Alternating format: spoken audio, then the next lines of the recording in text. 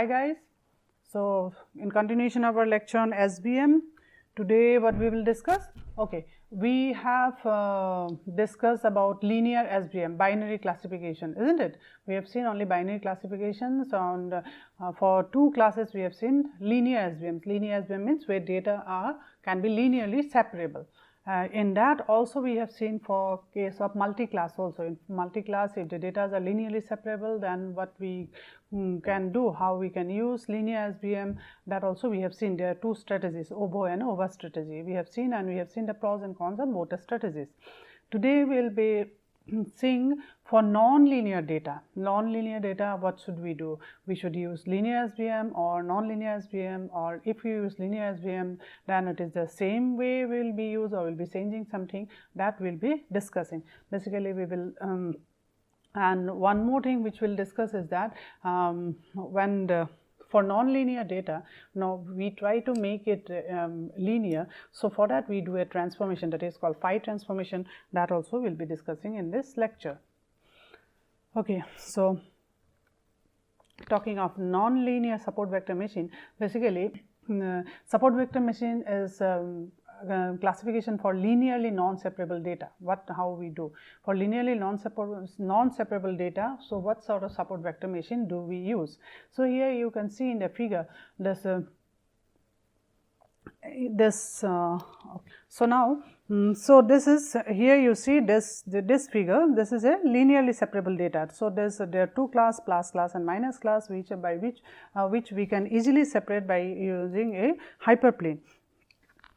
Now here see in this figure B, you see the two data.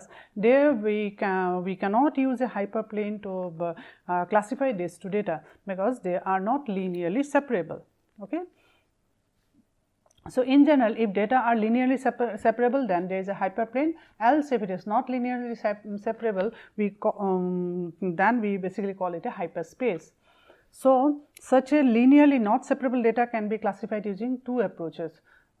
So now we want to classify data which cannot be linearly separable. So how we can do? There are two approaches. One is using linear SVM only, but somehow twisting it, twisting a bit in this or the other way. So we will be using linear SVM only, and another is we will use non-linear SVM. That means now how we classify data? We classify data using a hyperplane, right? So if in non-linear hyperplane, we will not be using a hyperplane. So we will see how we do that.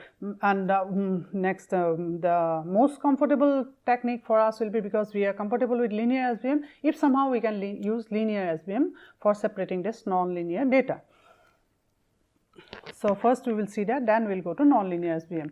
So here in the example you see, if the these two sets of data, you see, this is one class, this is the other class. So this is very much linearly separable, bearing few data. Here just we have two data.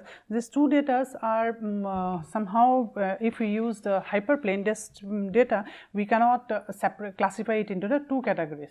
So this will be basically, we can say, classification error. So in this sort of if this is one point and this is the other point, if the points are in this way, then basically we cannot say that it is a linearly separable data. But there are very few cases in this example. There are some such types where there are very few data which cannot be linearly separable. In such case, what we can do is that we can do the classification ignoring this data which cannot be, ignoring just few data which cannot be classified. So this is basically we are accepting some classification error. Okay, because of this data and this data, it cannot be, if we use a, suppose we have used this hyperplane, this red color line, if you see, if you have used this hyperplane along with this boundary, this is one boundary and this is another boundary. If we use this boundary, then what happens? This data will be misclassified. So by accepting misclassification for some data, we have gone with the linear SVM. So linear SVM means we have found out the maximum margin hyperplane. Now we will come back to this. Basically, this misclassifications, how much misclassification we can afford, that we will specify. For that there is a parameter how we can specify how much misclassification we can afford. So essentially what I am going to say is that when we try to construct a SVM for linearly separable data, we what we do is that we have a minimization function and subject to some constraint, right. So what was the minimization function? Our minimization function is magnitude of w by 2. That was the minimization function. Now along with this minimization function, what we will do, we will add another one component, another one constraint, that is basically the penalty factor for the data which cannot be classified if we use a hyperplane. So when we use this penalty factor, what happens? Our hyperplane becomes narrower and narrower, our margin becomes narrower and narrower, and margin may be very, very less. It depends on how much classification error we can bear, as well as how much we can reduce the MMH. So it is basically a trade-off between the MMH and the classification error. So we introduce another one factor, that is we call it the penalty factor, and this sort of changing the margin we call it a soft margin. The previous one what we do in the general case, that is called hard margin, and now when we change it, this is called a soft margin. So this I will not go into the details of soft margin, because soft margin method is not very much applicable, because when we see where some data are not linearly separable, so these are not a few data, and usually there are too many such data. So when there are too many such data, the soft margin does not work well. Soft margin would have worked well if there are only few number of data which are not linearly separable. Then we can reduce the margin by using the penalty factor, and then we can classify data with good results. But since in reality that is not the case, so soft margin is not, it has not much applications. So we will not go to the details of soft margin. That's what this can be done by reducing the margin. Soft margin is this concept. So we will not go to the details of that. Now we will try to classify the non-separable data by some other means. We will see that. So what linear SVM, undoubtedly better to classify data if it is trained by linearly separable data, obviously. So if we have developed an SVM, if we have developed a machine by using our training data is linearly separable data. For developing the machine, we have used training data, isn't it? Basically, if I say in other terms, basically when I have computed the function that is the SVM, that is y is equals to fx, this function, when I have computed the function, I have used some observation. Now if these observations are linearly separable data, then in that case linear SVM is better to classify. It is better to classify any sort of training data which can be given any training data. Now we can use this SVM to classify it efficiently. Now linear SVM we can also be used for non-linearly separable data, provided that number of such instances is very less.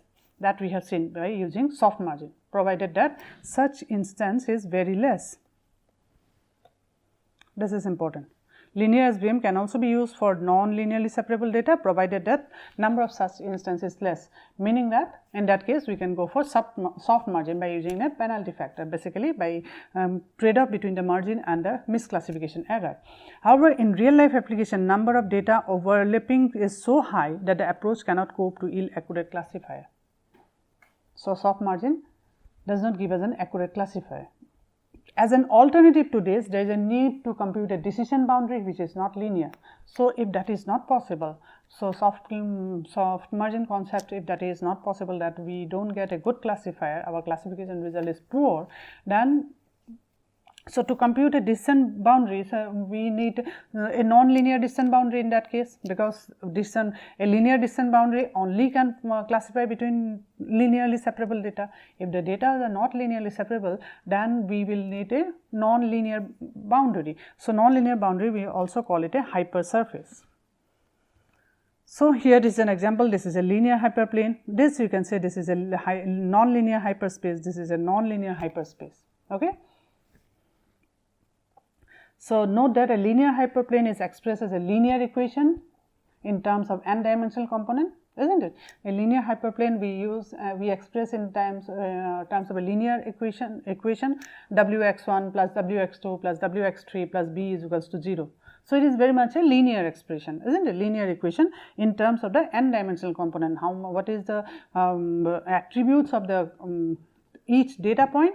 So, if a data point is 2-dimensional, so it will be a linear equation in 2-dimensional, and if it is a 3-dimensional, then we will be having the linear equation in a 3-dimensional, that way. So, now if it is a non-linear hyperspace, then it will be, our equation will also be non-linear.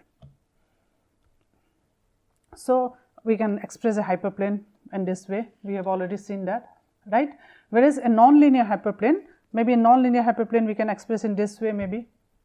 So, W1 x1 square, W2 x2 square. So, it is basic, suppose it has a dimensional is 3, x1, x2, x3, it is a 3-dimensional data. So, that means each observation has 3 attributes, x1, x2, x3. So, and if it is non-linear, suppose the non-linear expression is this, in this form. Non-linear, it can be any form. So, W1 x1 square, W2 x2 square plus this anything, it can be in any form, non-linear basically. So, suppose let us consider this is a non-linear hyperspace. Okay. Now, what is our task now? It is to find a non-linear decision boundary. So, we have to find a non-linear decision boundary. So, non-linear decision boundary means we need to find a non-linear hyperspace. Okay. That is a non-linear hyperspace in input space comprising with linearly non-separable data. So, you see here these data are not linearly separable. So, we need a hyperspace so as to separate this linearly not separable data. So, now this task of using a if the data are non-linearly separable. Now, as I told you, if the data are non-linearly separable, we cannot use a linear hyperplane. Now, that means we need to find a non-linear hyperspace. Now, with how to solve this for this non-linear data, this is something not very hard and also not very complex, because there are we can basically use the technique whatever we have used for linear SVM, we can extend that technique.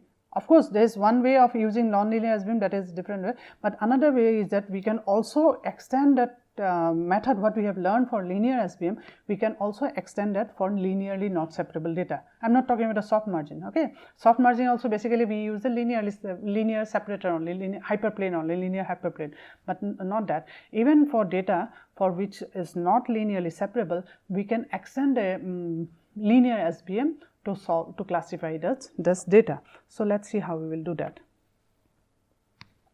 So, this can be achieved in 2 major steps. What are this? Transform the original non-linear input data into higher dimensional space as a linear representation of data. So, our original data was non-linear. Here we see this data is non-linear. So, this data is a non-linear in how, what is the dimension? It was in a 3-dimensional space. So, transform this non-linear 3-dimensional space into a higher dimensional, which how we will transform so that it becomes linear. This is non-linear. So, we will do the transformation in such a way, of course, this transformation will be in a higher dimensional, this linear we will transform it to non-linear, this non-linear will transform it to linear. So, note that this is feasible because SVM performance is decided by the number of support vectors, not by the dimension of the data. Already we have seen in my last lecture that the performance of the SVM, that is the complexity of the SVM, I have already mentioned complexity of the SVM is dependent on the number of support vectors. Remember the summation of lambda I, yi, xi is there. So, it is complexity is totally dependent on the number of support vectors. It is not dependent on the dimension of the data. So, if the complexity would have been dependent on the dimension of the data. So, if we increase the dimension, definitely so our complexity would have increased enormously. So, then that would not have been a feasible solution. Now, since SVM performance is not decided by the dimensionality of the data, it is decided by the number of support vectors. So, if we increase the dimension also, it will not have a very higher impact. Of course, that definitely higher dimension, it goes to higher dimension, definitely our calculation will be higher, but then it will not make an impact on the complexity of the SVM. Search for the linear decision boundaries to separate the transform higher dimensional data. So, first we will have to transform it, the non-linear data into a linear data, and then once we transform the non-linear data to linear data, then we will have to search for the linear decision boundaries. Okay. which will separate the transformed higher dimensional data. Fine.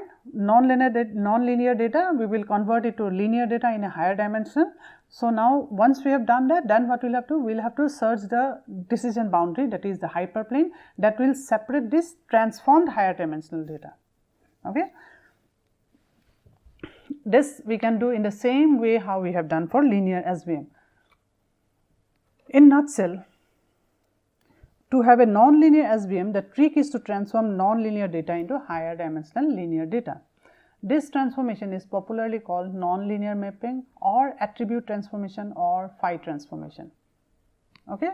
This transformation, it is called non-linear mapping or attribute transformation or phi transformation. More popularly, it is called phi transformation.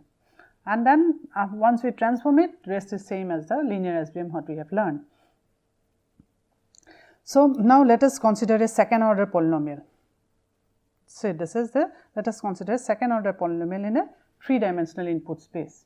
Okay. So this is a second order, isn't it? So we have a quadratic term. So it is a second order, we have a quadratic term, we have this x1, x2, x1, x3, x1 square. So it is very much a non-linear polynomial. So it is in the what is the input space? Input space is 3-dimensional. So we have x1, x2, x3. Now this thing we will convert it to linear in a higher dimension. How we will convert it? See here, the 3D input vector, this is a vector, can be mapped into a 6D space, that is Z, using the following mappings. This 3D we have mapped to a 6-dimensional space. How? Z of 1 is phi of x, that is x1. So z of 1 is x1, z of 2 is x2, z of 3 is x3, z of 4 is x1 square, z of 5 is x1, x2, z of 6 is x1, x3. All the terms that we have, all the monomials that we have here, what are the different monomials we have? That monomials basically we have used another one, attribute, and that is in a, this attributes in a higher dimensional. See here, total we have 6 monomials, so we have used 6 different attributes, and so this is how we have done the transformation. So now our data x, the vector x1, x2, x3, it has become, x has become z, where attribute of x was x1, x2, x3, now attribute of z has become z1 to z6. So now basically now the transformed form of the linear data. So now this is my transformed form of this linear data. I have just replaced the different x1 and x2 different instance of x with z. Now this is a very much a linear, isn't it? Very much a linear equation. Now this is, we have to find this, we have to find this MMH for this hyperplane. Means MMH means basically what we need to, we need to find out a different w value, we need to find out the z value, and that's all, and b value. So thus if z space has input data for its expression x1, x2, x3 and hence z values, then we can classify them using linear distance boundaries. So this equation we have same method, we will be using Lagrangian multiplier method. For Lagrangian multiplier method, now what will be our optimization function, what will be our constraint. So accordingly we will be we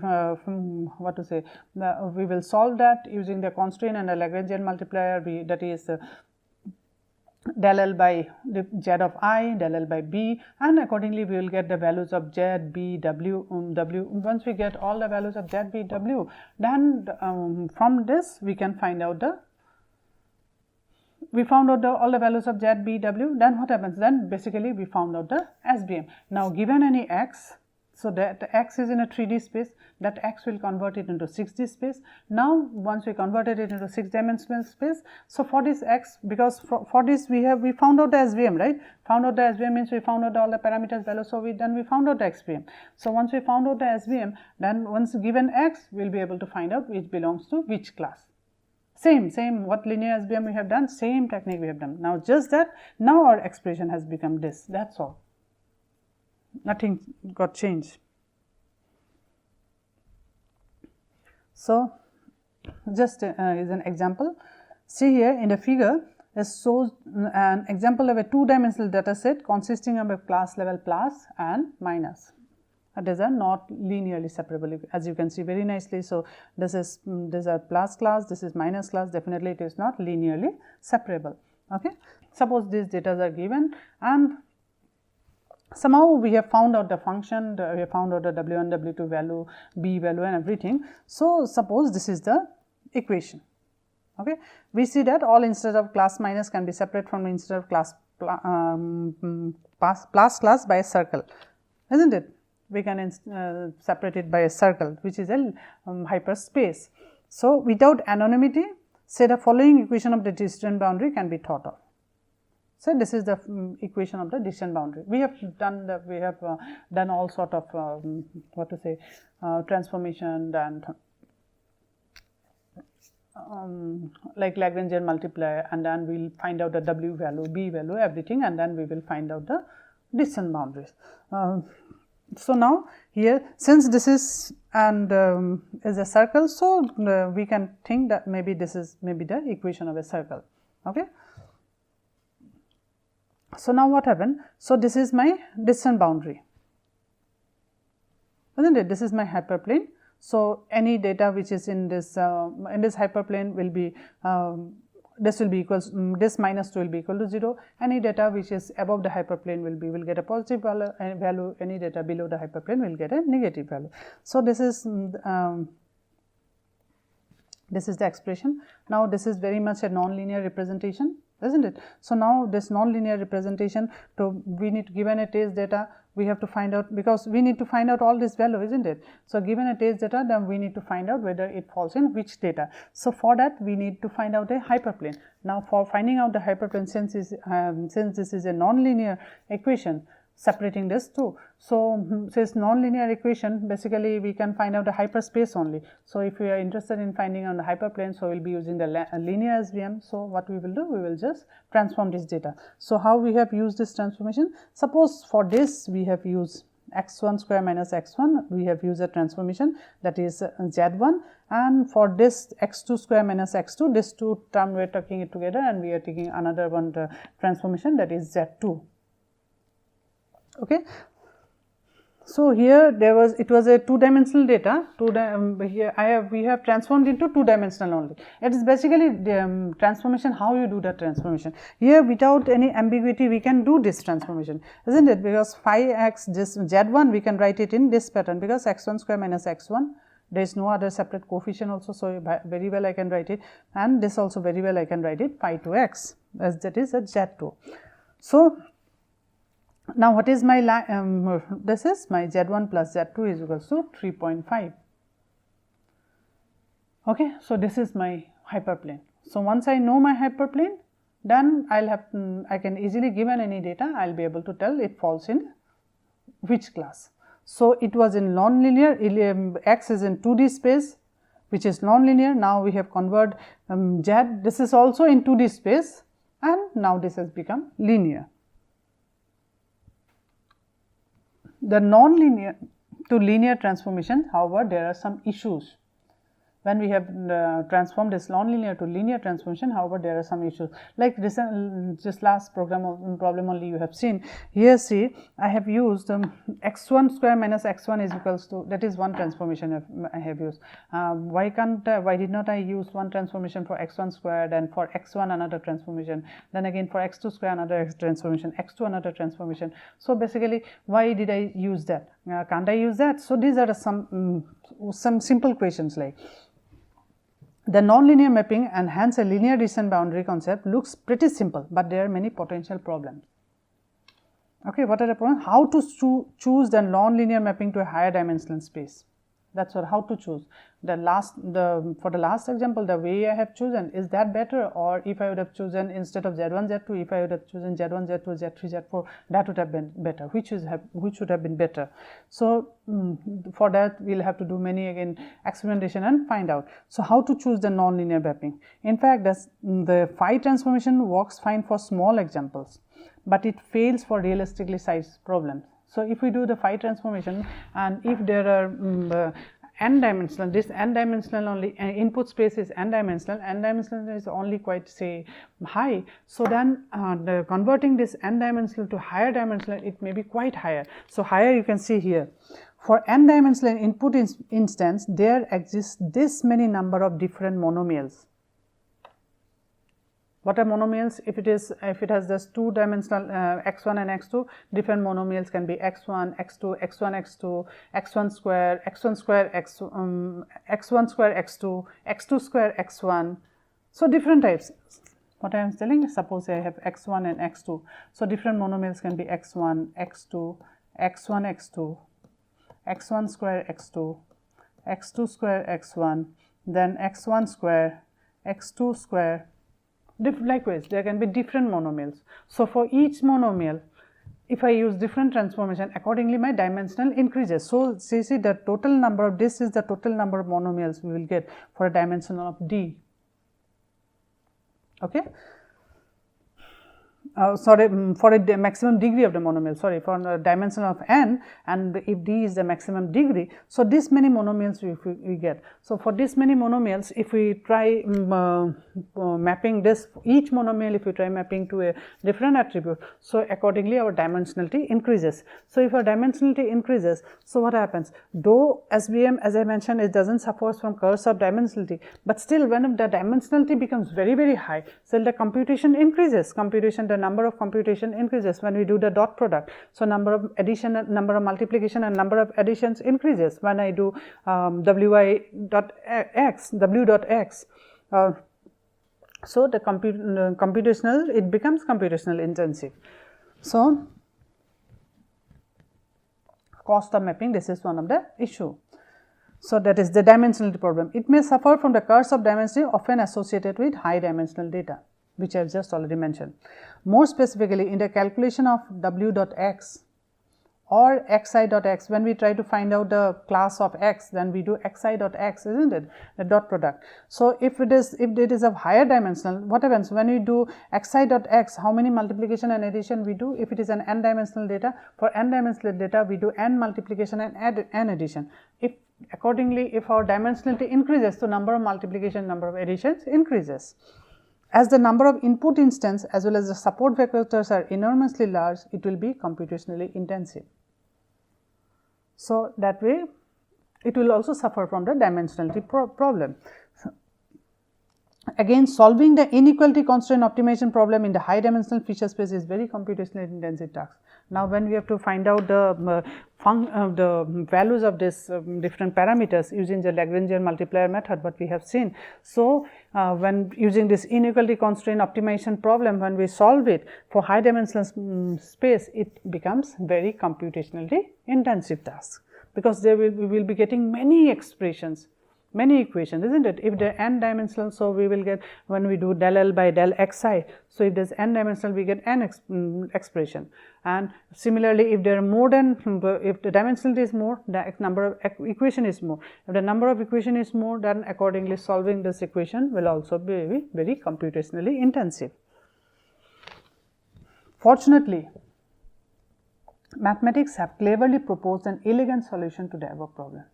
Now this curse of dimensionality, it would have been really a curse to SVM, because non-linearly separable data, if we can use linear SVM, that is very good.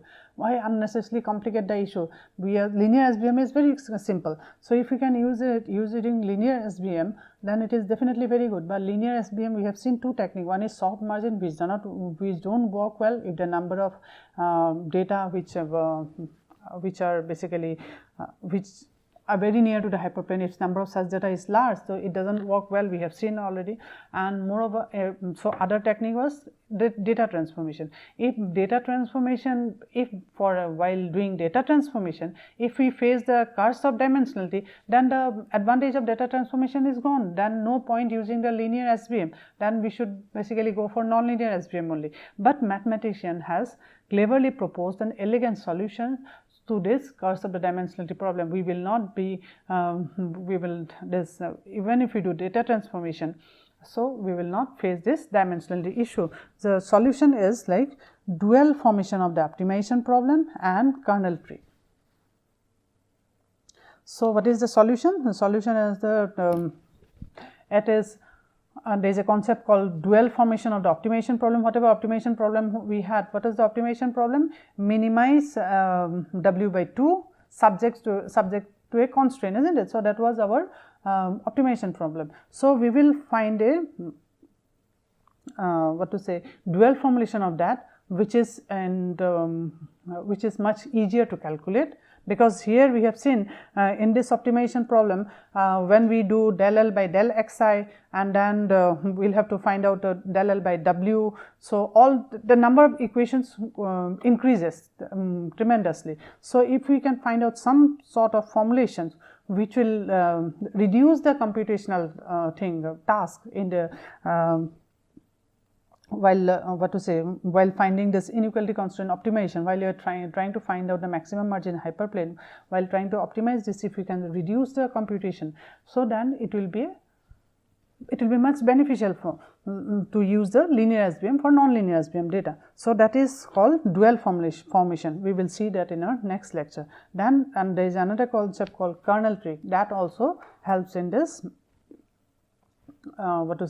becoming this transformation. It has, as we have seen, it faces the curse of dimensionality problem, but how this kernel trick and dual formulation optimization problem will help in the improving the performance of this, we will see that in the next lecture. Okay. So in this lecture we have introduced the concept of linearly separable data and linearly not separable data. Then we have learned about linear SVM, how we can use linear SVM to classify non-linear data. We have seen two methods, but soft margin we did not discuss, of course. Further, we learned about the idea of non-linear to linear mapping to handle non-linear data, that is the phi transformation. Okay. So in the next lecture we will be discussing this kernel trick as well as this one, dual formulation of optimization problem. This we will be discussing in our next lecture. So thank you guys.